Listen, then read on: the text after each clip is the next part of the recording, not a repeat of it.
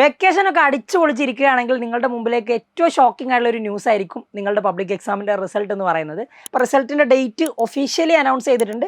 10ാം ക്ലാസ്സുകാരുടേത് മെയ് 15-നാണ്, +2 result May 22, +1 result June 10. അപ്പോൾ ഡേറ്റുകളൊന്ന് കൃത്യമായിട്ട് നോട്ട് ചെയ്ത് വെച്ചോ. +2 result May 22, +1 result June 10.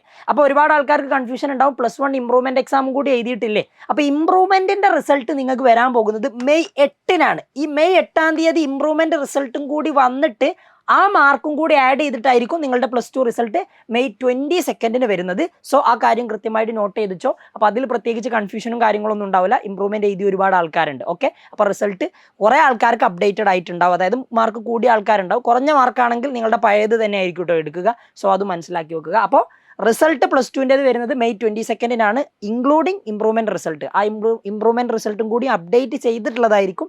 And ഇംപ്രൂവ്മെൻറ്റിൻ്റെ separate ആണെങ്കിൽ നിങ്ങൾക്ക് മെയ് 8-ന് ആ റിസൾട്ട് വരുന്നതായിരിക്കും. +1 റിസൾട്ട് വരുന്നത് ജൂൺ 10-ാം തീയതിയും. അപ്പോൾ ഡേറ്റുകൾ കൃത്യമായിട്ട് നോട്ട് ചെയ്ത് വെച്ചോ. നിങ്ങളുടെ ഫ്രണ്ട്സിനൊക്കെ ഈ വീഡിയോ ഒന്ന് ഷെയറും ചെയ്ത് കൊടുത്തു. ബൈ.